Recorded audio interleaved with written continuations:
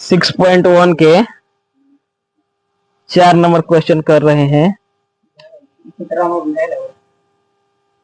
बुझाने लगेगा सब सब समझ में आने लगेगा। देखो यहाँ पर एक परिवर्तनशील घन का किनारा 3 सेमी प्रति सेकंड की दर से बढ़ रहा है। देखो मान लो कि ये एक घन है, ये एक घन है, इसका किनारा हाँ हाँ देखो इसका किनारा मान लो कि ए है, ये भी ए है, ठीक है, और ये भी ए है, ये उधर वाला है, ये इधर वाला, ये इधर वाला, मतलब सब ए है। घन का मतलब कि तीनों बराबर होगा, सब बराबर होगा,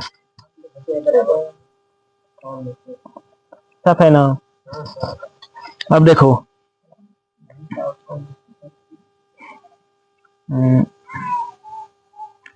घन का किनारा माना घन का किनारा, देखो घन का किनारा मान लो कि ए है, ठीक है, ए मान लोगे तो देखो इसमें दिया है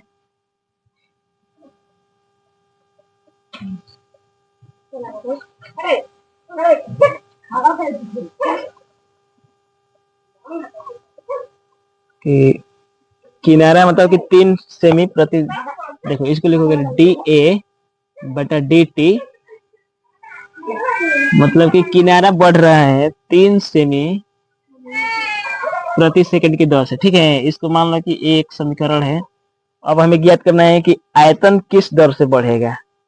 तो देखो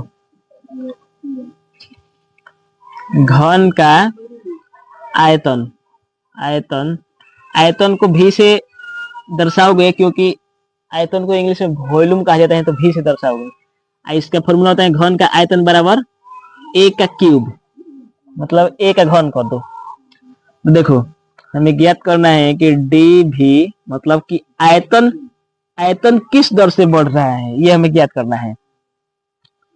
देखो डी भी बटा डी टी, तो इधर भी करोगे डी भी बटा डी टी, मतलब इधर भी अवकलज करोगे, इसको लिख दो कि टी के सापेक्ष, टी के सापेक्ष सापेक्ष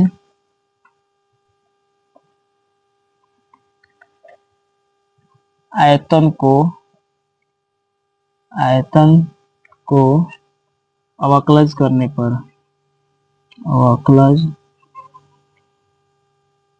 करने पर टी के सापेक्ष आयतन को अवकलज करेंगे डीवी बटा डी, तो इसको जब अवकलज करोगे तो 3 पहले आ जाएगा, इसमें से 3 में से 1 हटाओगे तो ए स्क्वायर हो जाएगा, हो गया ना।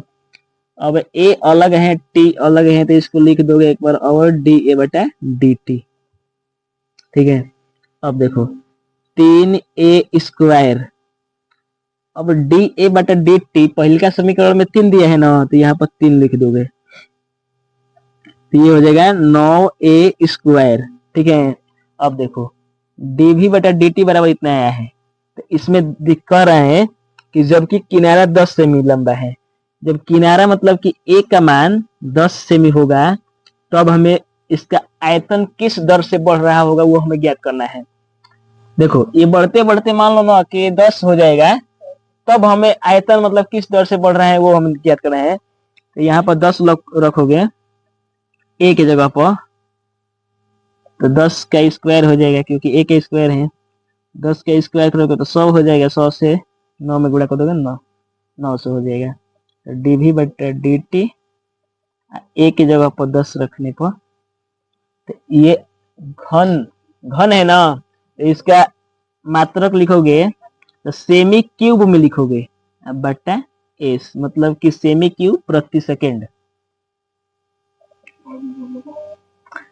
इसका मतलब कि घन का आयतन 900 सेमी क्यूब प्रति सेकेंड की दर से बढ़ रहा है, अतः घन का आयतन 900 सेमी क्यूब प्रति सेकेंड की दर से, प्रति सेकेंड की दर से बढ़ रहा है, बढ़ रहा है। ठीक है।